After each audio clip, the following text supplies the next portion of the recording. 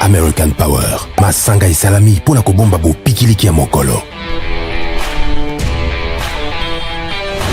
Na Kinshasa, mikolo nyonso eza bitumba. Bitumba pona oyo tolingi, pona mosala pe pona ilikia.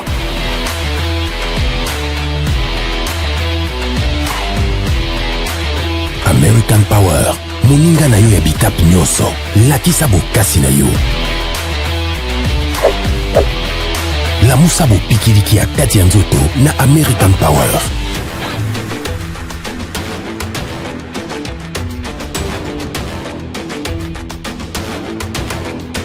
Libérez votre potentiel.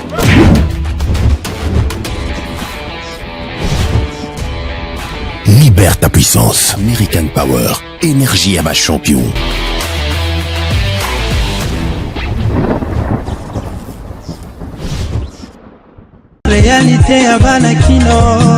Chef de l'État Félix Antoine Tshisekedi ayambi ba membre ya Union Sacrée pour la situation sécuritaire ya Est et ya RDC. Tous va détail na élément ya KNB News. Mais je peux vous dire ici que cette illusion ne restera qu'illusion. Elle ne se transformera pas en réalité. Il y a qui n'a pas quoi la samedi 22 février 2025, le président de la République Félix Antoine Tshisekedi Tshilombo, chef de file et autorité morale, il y a Union Sacrée à Sangi Saki Bapoula Naye, pour nako beta masolo ya mboka, pour nako expliquer bango vision naye claire oyo azali nango sur République démocratique du Congo après escalade topé bamanduki betami na est ya République démocratique du Congo na ndenge bazwi Goma pe Bukavu. Félix Tshisekedi azangaki maloba te pona koyebisa bapoulain na ye ya Union Sacrée de la Nation que asepeli makasi na engagement ya quelques-uns d'entre eux kasi misusu kara na bango et sepeli siye ata mukie te na masolo yango.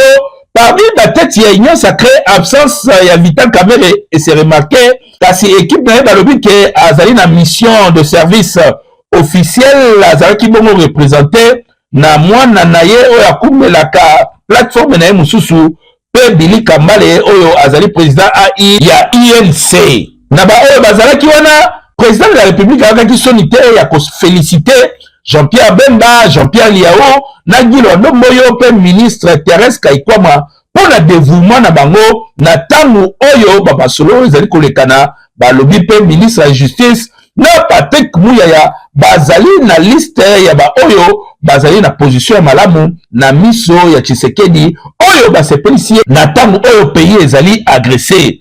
Pour na Est ya République démocratique du Congo, Tshisekedi a signé pe a confirmé, que akosolola nanga te akosolola M23 te akoyeba bongo kokoba na processus ya Luanda pe ya Nairobi ndenge Nations Unies basengi pe ndenge masolo ya Union africaine à travers SADC na EAC babetaki masolo. Pona crise esila na mboka Tshisekedi asengi bakongolais bazala uni kasi a précisé que makambo oyo basango tobe bevek na ECC bazali kosala yende mutu atindaki bangote alingi ezala clair mais atandi lisusu loboko na bakongolais nyonso bazali na volonté ya kosala que RDC kene liboso, c'est-à-dire bakoki ko servir nation na bango po biso nyonso ensemble to sa liboke to bengana ennemi oyo azali déjà identifié na bapoulain na ye. Tshisekedi Tshilombo a précisé que pona ko beta to pe pona ko attaquer mboka bakozala na besoin ya ko-utiliser plus bapoliticien yango wana bendi bapoliticien Union Sacrée Matoi baye babongo kotrahir mboka na bango te pamba te ba oyo baserva barebele mokolo ya lelo baza wapi mingi bakufa pe mingi batela misu na suka. Ide ezali kosangisa bakongolais nyonso pote batravailler enfin kobengana banguna libanda ya mboka pe koyeba bongo ko se réorganiser. Victoire diplomatique au République démocratique du Congo azali ko continuer ko noter na ba mikolo oyo et distraire bato ya Union Sacrée te ba baisser garde te vigilance na mutu nyonso mobilisation générale oyo ezali ko continuer. Félix Antoine Tshisekedi asengi na bato ya Union Sacrée bazala ekenge. Kuna pe tokosala commentaire mingi te, tozotalela, tozako jimele. Ekeyo. Mais je peux vous dire ici que cette illusion ne restera qu'illusion. Elle ne se transformera pas en réalité. Président honoré ya RDC Joseph Kabila sima ya kotika pouvoir silence makasi data mulai to comprendre te journée ya lobby to moni kaka a lobby tozo aba détail na commentaire ya Jimmy Mukendi. Alebi université ya Kara Motema naye esuki ndenge bakinois balobaka. Ancien président de la République démocratique du Congo, sénateur à vie Joseph Kabila Kabange, Mosika Azali a signé retour naye na masolo ya politique pe a lobby. En signant tribune moko oyo ebimi dimanche le 23 février 2024 na journal sud-africain Sunday Time, maloba oyo e kokata silence ya Joseph Kabila na scène politique depuis 2019 tango asilisaki mandat na ye pe asalaki passation de pouvoir pacifique na Félix Antoine Tshisekedi Tshilombo, actuel président de la République après élection en décembre 2018. Pour na Kabila, solution ya kosilisa conflit na Est ya RDC et kouta na mandoki te, c'est-à-dire pas de solution militaire ni kotinda ba troupes supplémentaires pour soutenir l'armée ya République démocratique du Congo. Pour na raïs racine ya crise ya République démocratique du Congo, ezali politique, social et institutionnel. Crise oyo ezo trouvé ba origine nango na rupture ya processus politique ya 2021 entre FCC na Cash tango Félix Tshisekedi abenganaki kan ya Kabila na masolo abakisi lisusu pe abetisi te pona kozongisa kimia na stabilité na Est ya République démocratique du Congo esengeli ko résoudre problème ya ba groupes armés nationaux pays étrangers présents sur le sol congolais, contrairement à Oyo, ba autorité à Kinshasa, bazali ko faire croire que crise ezali ba action incontrôlée ya M23 présenté à tort comme ba groupe anarchiste pembeni ya ba état étranger sans revendication légitime. Awa Kabila koteli M23 to lisusu simple désaccord na ba Rwandais. Awa Kabila asambeli Kagame. Pona mobali ya Olive Lembe Kabila, élection ya 2023 ezalaki truqué pe organisé en violation ya ba cadre juridique pe ba norme internationale. Ba élection oyo et amplifié illégitimité ya pouvoir ya Tshisekedi à réduire poids ya opposition pe a annoncé officiellement intention na ye ya ko modifier constitution. Pona Joseph Kabila, M23 ezali aspiration ya peuple congolais. Awa biso toko commenter lisusu te, mutu na mutu a juger na ndenge na ye. Keyo. Réalité ya bana kino. Magazine KNB etuni mutuna mokolo ya lelo epa ya population soki osali entreprise na yo nani okoki kopesa a gérer yango entre mwasi oyo obimisi lela mbongo pe obali to pe ba membre ya famille na yo.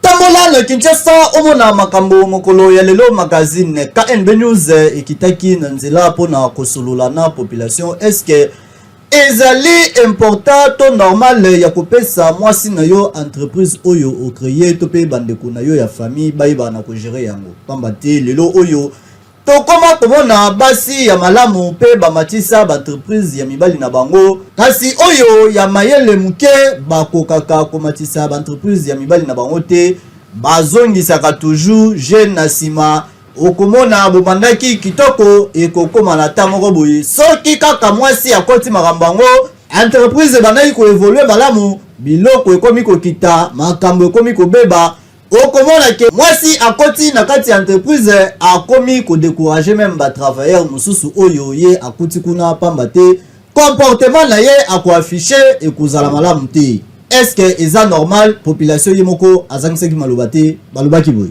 Selon ngai, na kotia mwasi na ngai.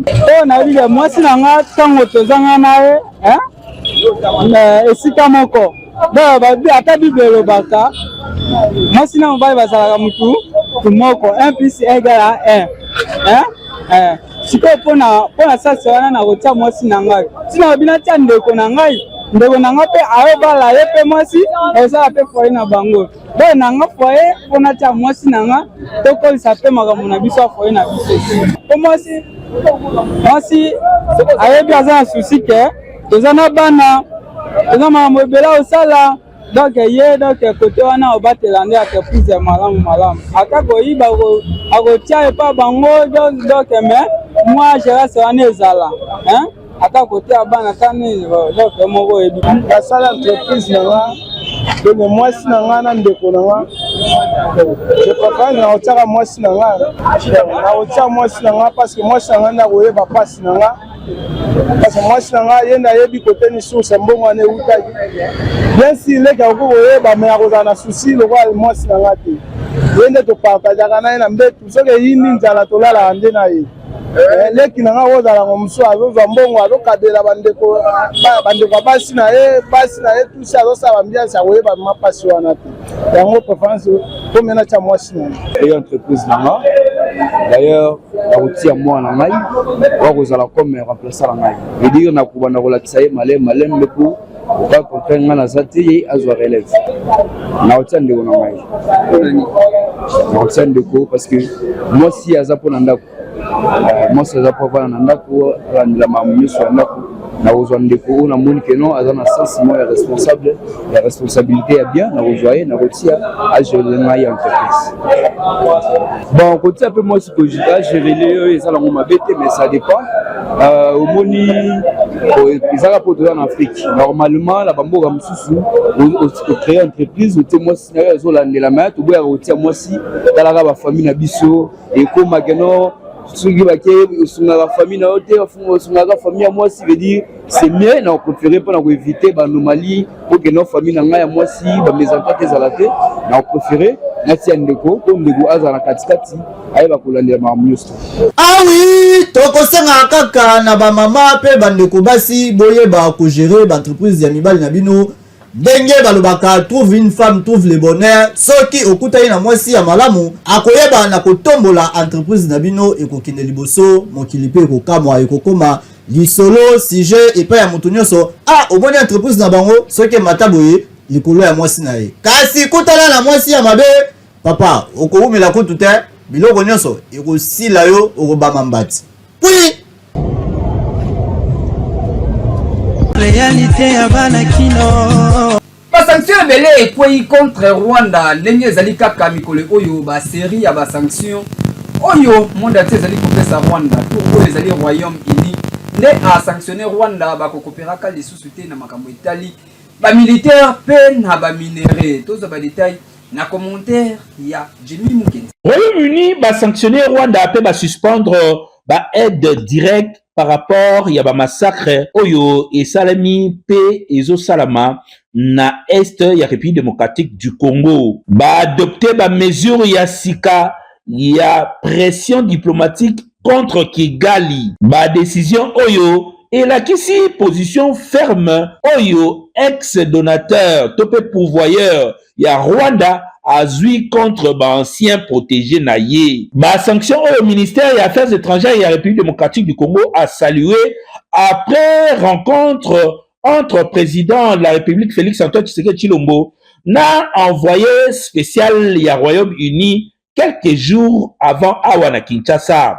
Parmi mesures au Royaume-Uni zui ezali personnalité britannique koyaka lisusu na makambo organisé na Rwandais te réduire activité ya promotion commerciale na Rwanda suspendre aide financière bilatérale directe na gouvernement rwandais bazo collaborer na partenaire pour bayebela sanction mususu ya sika nini bakoki kobeta na Rwanda par rapport à Buzobo azali kosa na RDC suspendre aide future nyonso lié na formation en matière ya défense na Rwanda na sanction oyo tokoki koloba ke diplomatie ya République démocratique du Congo ezali ko fonctionner en plein régime car Royaume-Uni bauti ko augmenter plus de 14,6 millions d'euros ya soutien humanitaire pour la RDC. Atako tuboloba ngokala biso lelo tokoloba fatile béton toujours. Ekeyo.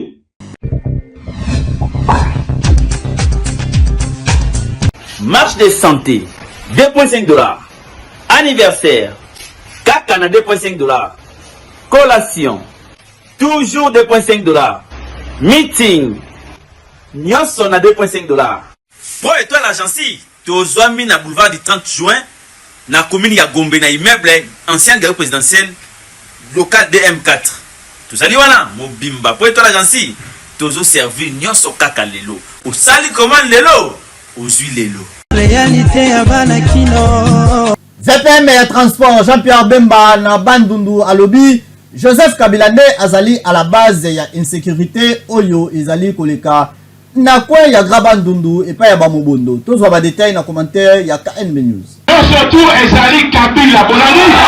Situation ya SRB démocratique du Congo etiki mutute libanda topé mutute indifférent, surtout vice-premier ministre ya transport Jean-Pierre Bemba Bombo oyo azalaki na Bandundu ville na province ya Congo esika nini asololaki na population pe azalaki clair na maloba na ye peuple ile Congo azali peuple oyo babomanaka bango na bango te makambu oyo ya bamobondo pe batribu ko se battre entre bango euti libanda pe selon baquête basalaki tango azalaki ministre de défense badenosaki ancien président de la République Joseph Kabila Kabange. Main noire na bandi oyo baleki kototisa biso mitu awa depuis que ngai na botama na ntango nazali eti sikoyo RDC jamais natika koyokaka awa na Grand Bandundu bato baza kobomana tribu na tribu. Mais est-ce que boyebi moto aza nsima na biloko wana? Kabila nakoyebisa bino tokanga mpe bato na bango bapesa mpe biso renseignement nyonso nani azotinda mbongo nani akorompaka bango nani aza koboma bashefe na bino nyonso tu ezali Kabila bonani.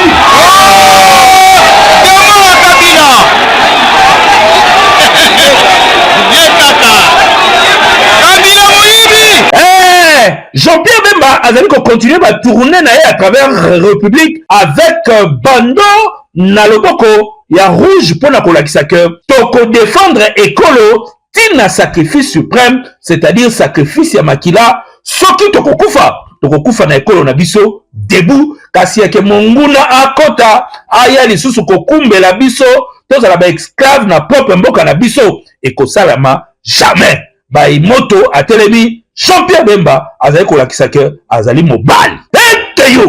Oui.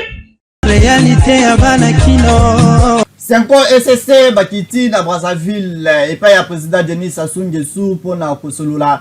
Na maimatali insécurité ya RDC pe na région ya Grand Lac baiba na kotia kimia ekota na kati ya RDC.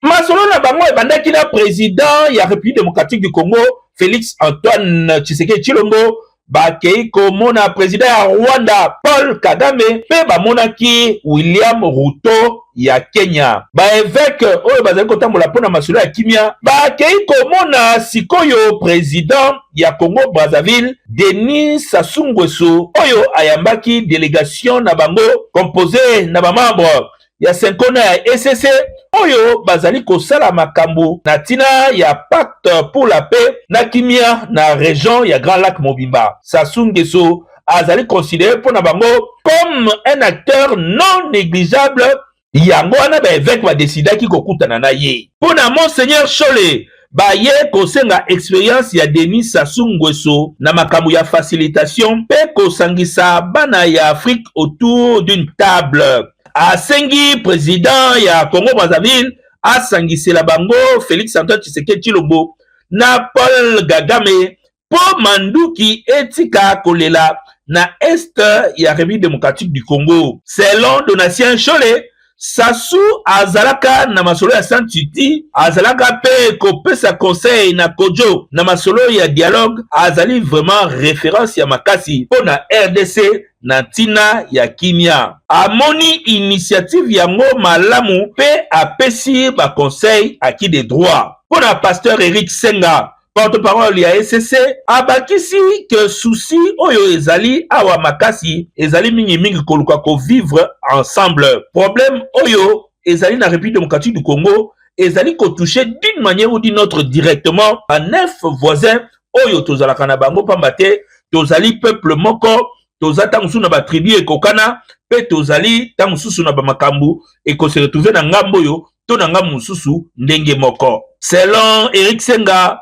masolo ya Luanda na Nairobi ndenge ba fusionner yango boye baye koluka président Sassou acha pe mayele na ye po abakisa sagesse na masolo ndenge ezali kotambola. Kasi il faut qu'on retenir que porte-parole ya gouvernement, ministre ya communication pe média Patrick Muyaya alobaki pe aprécisaki bien processus ya Luanda na ya Nairobi etikala kozala fusionner te pe kozala fusionner te pambate ezali des démarches différentes partout dans le monde. Tant bazali koloba processus bazali kotanga ya Luanda à part ya Nairobi à part. Ya Luanda ezali ko concerner RDC na Rwanda, ya Nairobi ezali ko concerner RDC na ba groupe rebelle. Sikoyo tondi melaba évêque to gouvernement avoir ndenge makambo ezali ko salema mutu na mutu azali na façon na ye ya komonela masolo. Tozotalela, tozako jimele.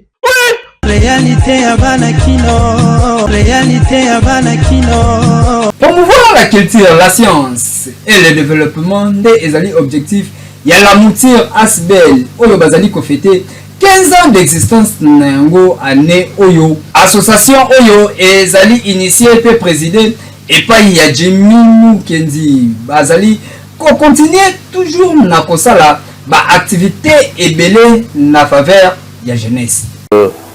La mouture ASBL que je préside, notre première association des spécialistes en communication, marketing, publicité, l'association qui fédère les professionnels et qui encadre aussi les jeunes qui veulent apprendre dans ces domaines,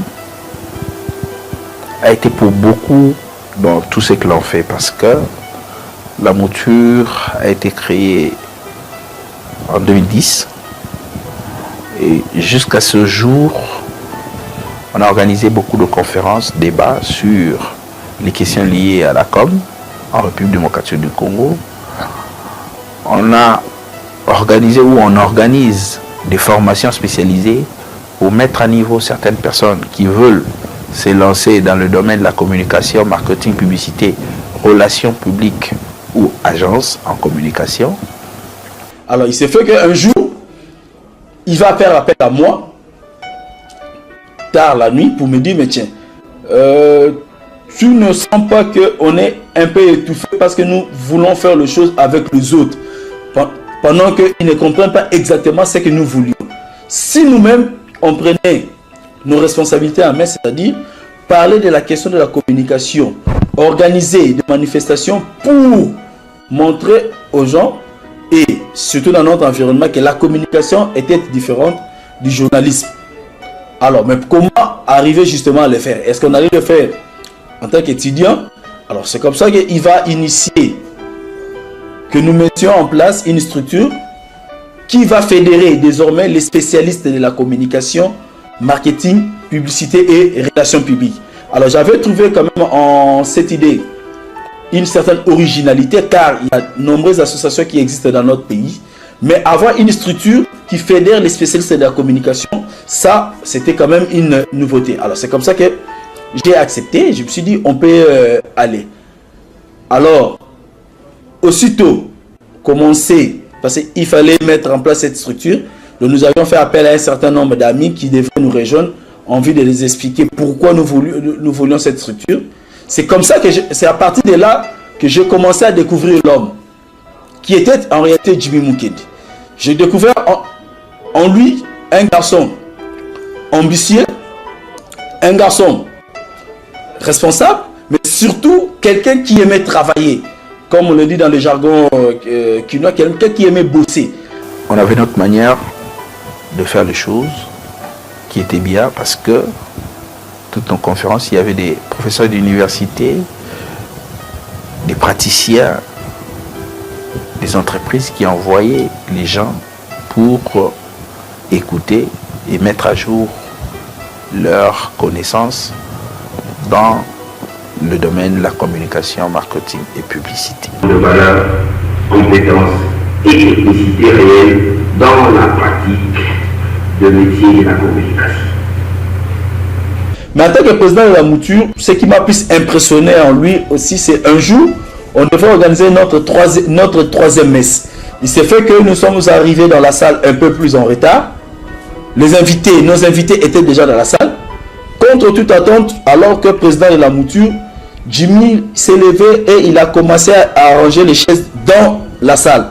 Et parmi les invités qui étaient là ce jour-là, à l'oreille, je vais entendre quelqu'un souffler pour dire, il s'étonnait de voir, mais tiens, celui-là, on nous a dit qu'il est président de la mouture, mais contre toute attente, comment est-ce qu'il arrive, lui, président de la mouture, alors qu'il aurait dû rester, s'asseoir dans un coin et attendre que tout soit fait pour venir assister à la conférence, mais c'est lui qui est en train de recevoir les gens et il est même en train d'installer, enfin, il était en train de faire presque le protocole.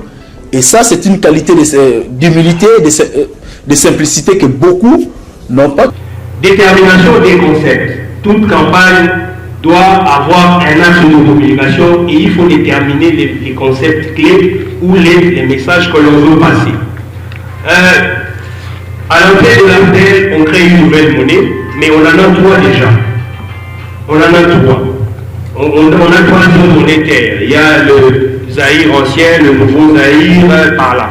Il faut réunifier.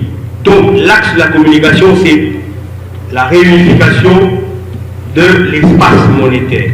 Et donc les concepts, l'axe est là, on peut déterminer aussi le message clé ou le concept clé en voyant l'axe qu'on veut atteindre par rapport à cette communication. Ainsi, si on se rappelle bien, la campagne qui a accompagné la mise en circulation du franc congolais avait pour titre une monnaie unique pour un Congo unique.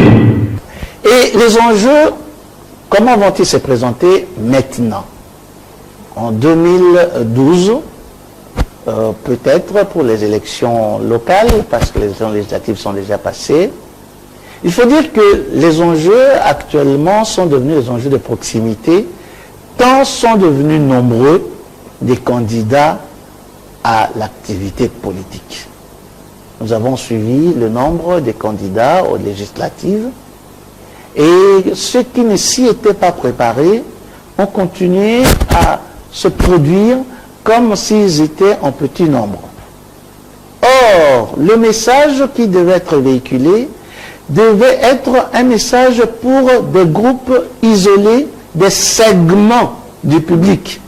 C'était à l'acteur politique, l'un et l'autre, de pouvoir trouver la manière de conjuguer les segments et pouvoir constituer une base qui soit arithmétiquement au niveau de faire élire quelqu'un. Parce que si on regarde bien ce qui a été offert au public comme affiche, comme slogan, nous arrivons à une conclusion que beaucoup de candidats se sont laissés aller à ce que l'on appelle la communication autistique. C'est-à-dire, ils s'entendaient parler eux-mêmes. Vous pouvez lire, par exemple, quelque part, « Moi, tel, je suis votre éternel défenseur ». Mais en réalité, vous vous adressez à qui? Vous vous adressez à vous-même. Vous êtes convaincu vous-même que vous avez toujours été défenseur. « Votez pour moi, le fils du coin, je ne me suis jamais déplacé de chez moi ». Oui, le fait est que vous n'êtes pas déplacé, c'est vous qui le savez, mais personne n'était là pour vous surveiller. Vous vous adressez à vous, non pas à votre public électeur. Vous pouvez dire par exemple, moi je suis celui qui est toujours milité pour l'assainissement de notre rue. D'accord, mais il y a des gens qui se déplacent, les locataires qui changent des rues, qui changent des communes, qui ne sont pas toujours là pour surveiller. La communication autistique a fonctionné de manière telle que la plupart des slogans, la plupart des messages que nous avons entendus, que nous avons lus, étaient des messages de communication autistique. Les candidats pensaient que c'était à eux-mêmes à découvrir ce qui devait ou ce qui allait plaire aux électeurs. Or, le marketing Aujourd'hui, c'est une affaire d'équipe. Ce qui fait que, ici sur place à Kin, je dirige déjà une agence de communication, marketing, publicité, que l'on appelle l'OAN, qui produit des différentes émissions thématiques, des publicités, et qui est surtout dans le conseil en marketing, en image, pour les personnalités ou les hommes politiques qui veulent faire les choses autrement. Il a choisi une filière sur laquelle beaucoup d'entre nous ne se sont pas portés. La promotion des grandes marques, la promotion des marques tout court, j'exagère quand je dis grandes marques. Peut-être c'est vrai qu'il y a des grandes marques, la promotion, la communication des produits. Et il est sorti des schémas traditionnels, les places publicitaires qu'on connaît. Il est parti sur tout à fait autre chose. Et c'est très porteur, je vois, hein, qu'il vit, que ce travail nourrit son homme, hein, il a engagé des tas de jeunes gens qui vivent de ça, et lui-même aujourd'hui, hein, candidat député, ça veut dire que au-delà de ce qu'il a été dans la profession, il voit un peu plus loin, il a de grandes ambitions, et c'était depuis la rédaction, comme je l'ai dit, c'est vrai qu'il voyait grand, il avait de grandes visions, il le disait peut-être pas parce qu'il est humble, parce il écoute, et aujourd'hui, voilà ce qu'il est devenu, parce qu'il s'est fixé un but et il s'est donné les moyens d'y arriver.